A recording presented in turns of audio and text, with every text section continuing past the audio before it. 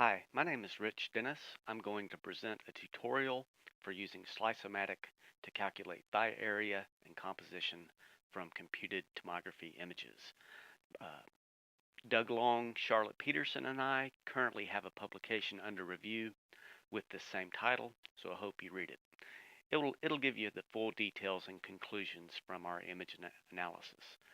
The method I'm presenting requires SliceOmatic version 5.0 revision 7 or newer. However, towards the end of the video, I'll show an alternate method that works with older versions of SliceOmatic. Alternately, we also have a paper under review for NIH ImageJ for analysis of thigh CT scans. We would be happy to answer any questions if you email us, and I'd like to acknowledge my other co-authors on the SliceOmatic manuscript. SliceOmatic allows you to distinguish between muscle, fat, and bone based on user-defined ranges for tissue density. Tissue density is measured for each pixel of the image in Hounsfield units.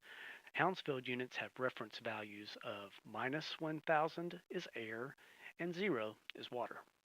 We wanted to examine the total area including all pixels of the thigh, so we set a wide continuous range for our region of interest, bordered by -190 Hounsfield units as the lower limit for normal density fat and +2000 as the upper limit for bone. The analysis also splits muscle to within 5 subregions. The reason for this is that there was a lot of variability in the literature for what investigators defined as the lower and upper limits for muscle. When you begin analysis of your images, you'll notice that normal density fat localizes predominantly to subcutaneous and intermuscular fat. You'll also notice that normal density muscle is obviously the muscles of the thigh. Bone is obviously bone.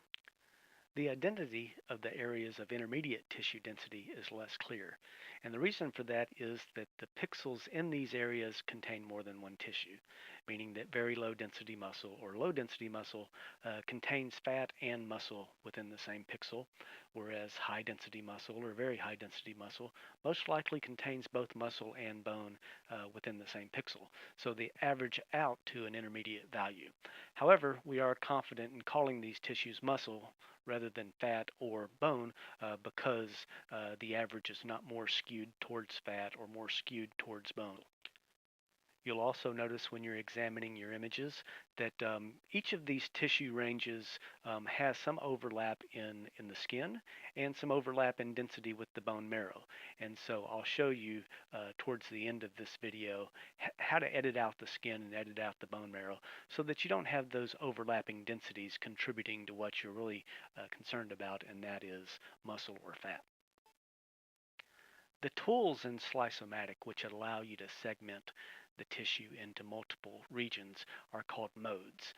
Newer versions of the software, as I spoke of in the introductory slide, have the tool histogram segmentation mode available, and that allows you to split the tissue into as many subregions as you choose to do so.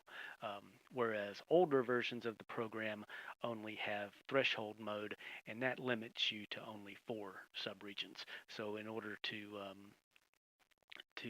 achieve analysis for 7 different regions using the threshold mode, basically we'll just do the procedure twice. The 3 final things to note here in the table that I'm presenting are that each tissue region of interest will have a customizable assigned tag color.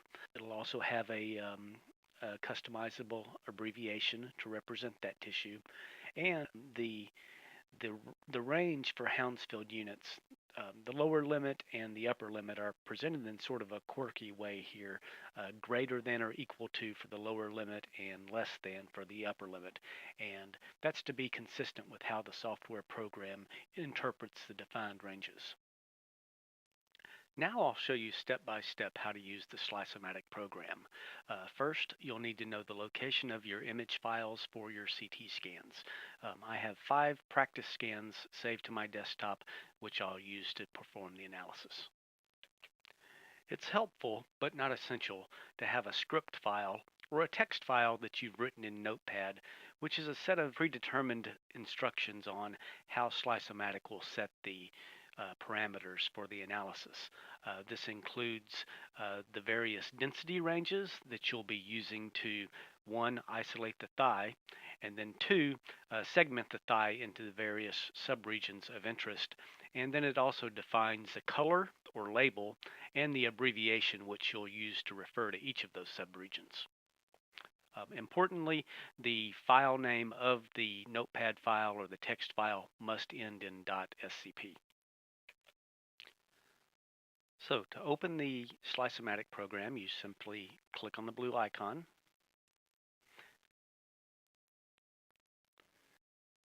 And to follow this tutorial, you'll need to ensure that you have one of the newer versions of the software. You'll need at least SliceOmatic version 5.0, revision 7 or newer. And you'll also need the histogram segmentation mode, which is an add-in that you download from the TomoVision website. So to confirm that you have that, you click on modes and confirm that you have a histogram segmentation bar within that submenu. Up at the top, you'll see the main menu. Here you see the display area. Most of this is feedback from the program that you can ignore, and then later on down in the lower right hand corner you'll see the control or tools and results area. So the script file can be set to automatically run each time you launch the program. However, I'm not going to do that today since I'm using two different methods here to do the analysis. I'm going to analyze 5 different CT images today just to show you how easy it is to do this process in batch if you've got a lot of scans to analyze. So to open the scans, you simply click, highlight, and drag the scans over to the display area in the program. And it'll open the gray level image for the CT scans. Then to load the parameters that are contained in the text file that you've written and saved, you also drag that text file over and drop it in the display area. Now that the program has the image files open, I'm going to maximize the size of the window so that we can see everything that we need to see. So, and I'm also going to make the size of the images smaller because this will help speed the processing up because my image refresh rate on this old computer is quite slow. So you decrease the size of the image by hitting the minus sign on the keyboard. Now we can see all 5 images that we're going to segment. You isolate the thigh of interest by temporarily tagging it with a color. And so the pre-written text that we loaded into the program tells the region growing mode to color all tissues with a density of greater than or equal to minus 190 Hounsfield units. So you click on modes, region growing, you choose the smallest brush size, you choose a temporary color to tag the tissue of interest, and you ask it to grow 2D. And you'll see down here in this slider bar that the lower limit for the tagging is minus 190 Hounsfield units. Then you move the cursor over the thigh of interest and you click on each one and it'll tag the thigh red.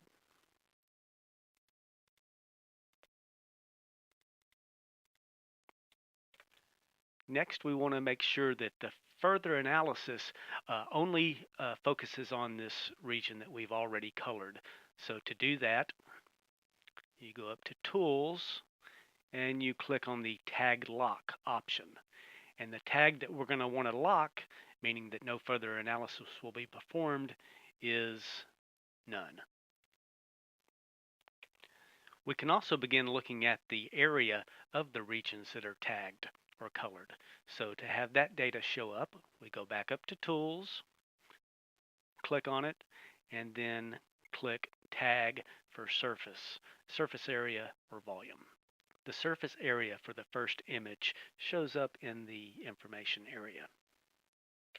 The temporary tagging that we did with red colored muscle, fat, and bone, obviously, but you can also see this in the histogram. So if you look at the histogram, on the far left is the peak for air, which is at minus 1,000. Then you have a small peak for fat, a bigger peak for muscle, and you can see that all of that is colored red. And then you have to drag the slider bar down in order to see the peak for bone. So as we change the y-axis, we see the peak for bone on the far right.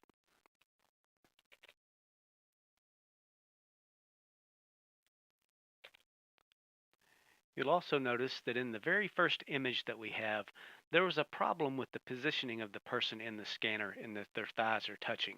So we didn't just isolate the thigh of interest. We also colored the opposite thigh as well. So later on in the process, I'll show you how to edit out that inappropriately colored area. Segmentation of each image into fat, muscle, and bone can now be performed based on the densities that we provided in the text file. So we're going to click in the main menu on Modes and go to the histogram segmentation tool. So now the images are colored. I'm going to increase the size of each image so that you can see what's going on better by using the plus button on the keyboard.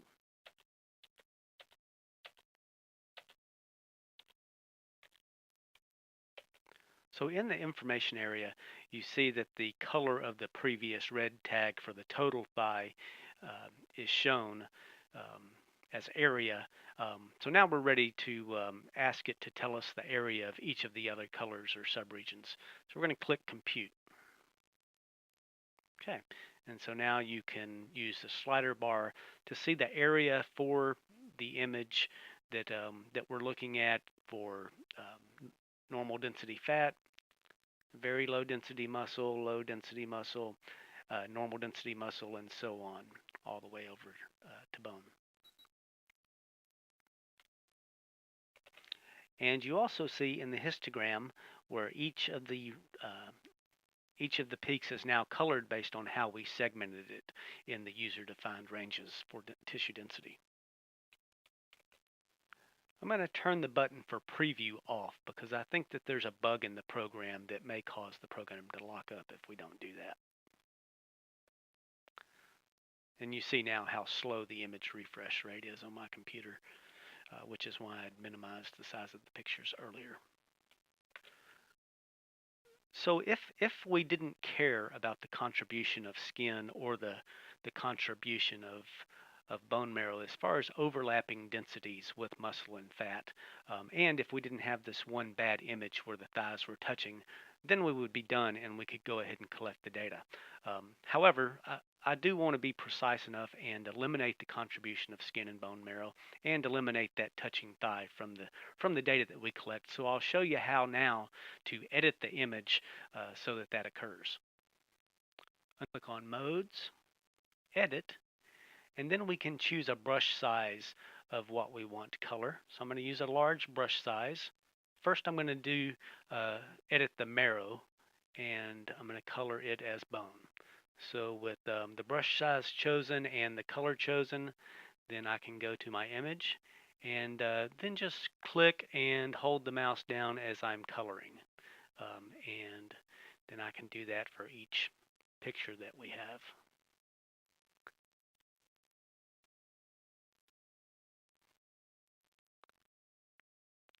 So again, the image refresh rate is kind of slow. So to speed that up a little bit, I'll decrease the size of the images again with the minus key.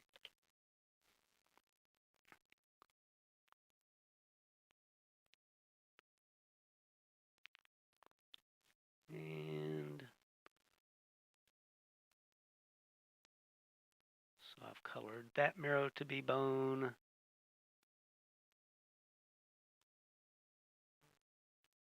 Do it again. And then one last time. So now we'll go back up to the top and we'll do the same thing for the skin. So we're going to call the skin subcutaneous fat. So I'll choose the color red for normal density fat. I already have a large brush size chosen. This is a little bit trickier, so I'm going to make the size of the image big again so that I can see precisely what I'm doing. Since the tag lock none is still on, I can very easily click and hold the left mouse button down and start brushing the skin. So as I'm going around the perimeter of the thigh, coloring the skin to be subcutaneous fat, I'm holding my left mouse button down.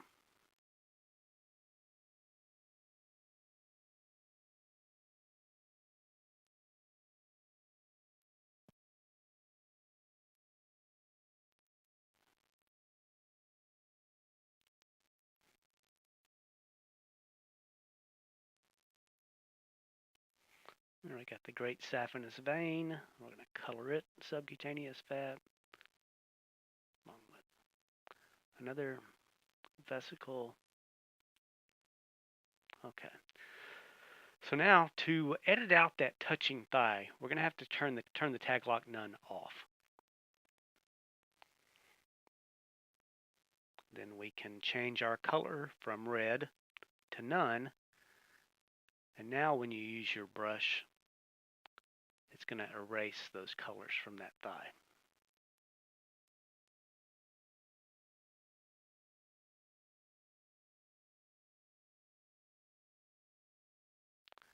I'm going to zoom in on that so that we can see better exactly what I'm editing and where the borders are between the two thighs. And I'll use a smaller brush size to help with my precision.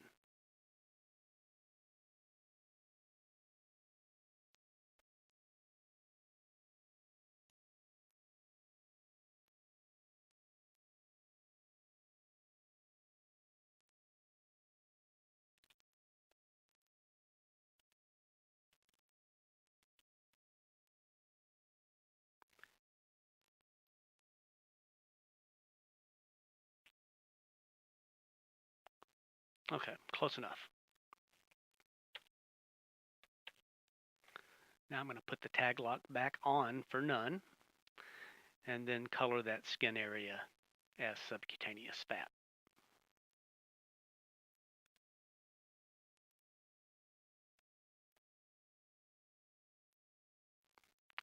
And editing of the first image is done.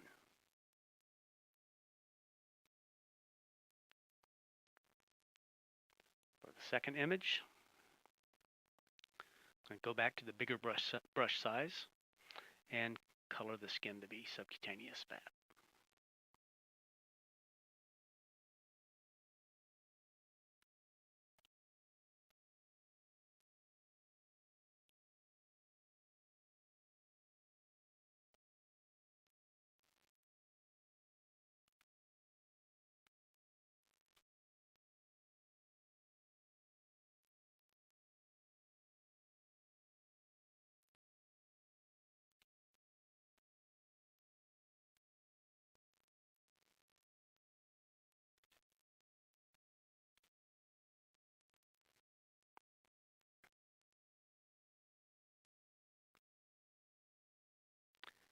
And I think you get the picture of what I'm doing. So after this one, I'll skip ahead to the next step and just leave the other two.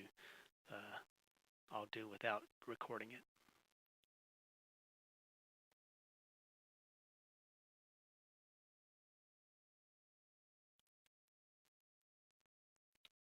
So besides having to edit out inappropriately colored tissue or an opposite thigh, one thing that you may have to do is also edit for maybe a bed sheet or a hospital gown or an article of clothing. So sometimes you have to use this process also to eliminate those unwanted interferences. Okay, now that we have the 5 images segmented and then edited to remove the effects of bone, bone marrow, and skin, we can now collect the results.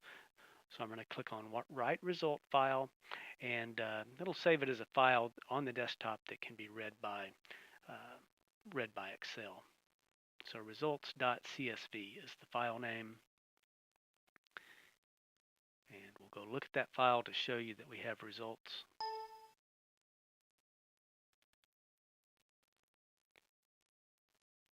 The results file is open. In column 1, you'll see the name of the scan. In column 2, you'll see the position of the person in the scanner, which that information is fairly meaningless at this point of the analysis. Column 3, you'll see the thickness of the image, which for comparing images, you'll want to make sure that that thickness is the same for all images compared. And then you'll see the data for centimeters squared or surface area of the colored tags for normal density fat all the way up to bone. So now I'm going to repeat this analysis using a method which works with older versions of the SliceOmatic program. And I'll do this just with one scan for the sake of time, and I'll paste the results here so that you'll see that the results are the same.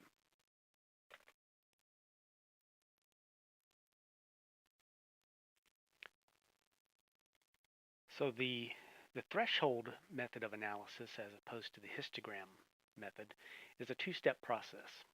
And the reason for that is because the threshold limits you to 4 areas of segmentation, whereas histogram allows you to segment more.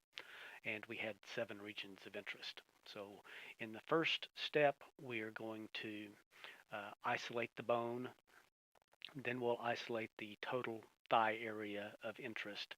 And then we'll segment between normal density fat, very low density muscle, low density muscle, and then in the 4th segmented region will be normal density fat, normal density muscle, high density muscle, and very high density muscle all together. So those higher density muscle regions, we'll segment those out in step 2. So now I'll close my 2 script files. Open the program.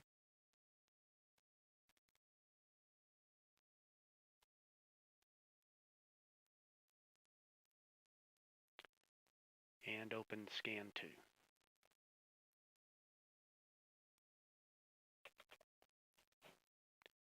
So now I'm going to take my first thigh threshold script, drag it over to the working area so it's applied. And there's some bugs in the program at this point, so if it doesn't work the first time you drag it, just repeat the process and it'll probably work the second time. So step 1 is I'm going to go to Modes. I'm going to isolate the bone using region growing. So use region growing, select bone, select grow 2D, and the smallest brush size was already selected. And you'll see that the region growing is not going to escape the region with a lower limit of 200. So that will color all the bone and nothing else. When I click on the bone, it colors. So now I'm going to go edit the marrow so that it's also considered bone. So I'll choose the Edit tool. Choose a big brush size to make it easy. It's already bone colored. And color it. Now I'm going to go back to Modes and choose the Region Growing tool again, but this time I'm going to temporarily color the rest of that thigh red so that it's isolated. So choose your temporary color of red, choose the smallest brush size, Grow 2D is already chosen, and then when I click on the thigh, it should color it red. Okay, so now to isolate that thigh and make sure nothing else is colored as we go to the next step, I need tag lock, and I'm also going to go ahead and select tag surface area and volume. Under the tag lock, I need to lock none so that that thigh is protected, and then I'll go ahead and lock the bone so that it's protected. Now the next step is to go back to threshold mode, and we're going to use our script. It has to be reapplied due to a bug in the program. Drag it over again, and the thigh is colored appropriately. I'm going to turn off the preview and click Compute so that the thresholding changes are applied.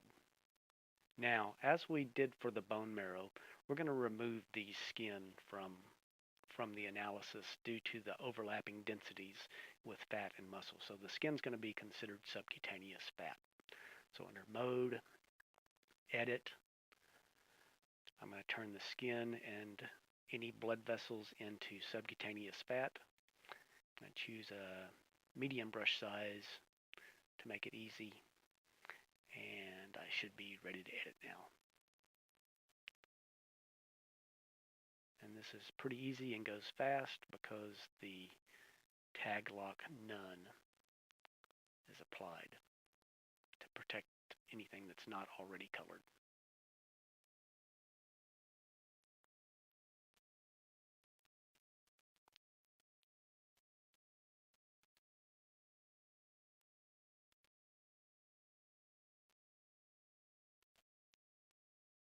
Okay, and so now I'm going to protect the fat, so when we go on to step 2, it doesn't recolor to include the skin. Okay, so now I've got None locked, I've got the fat locked, and I've got the bone locked. That should be sufficient so as to not be messed up during the next step of coloring.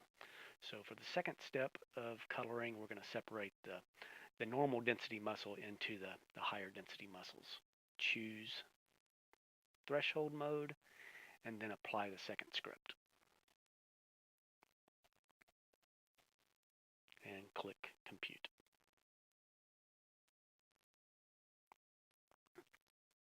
Okay, so that should be all of our results. So I'm going to write the result file.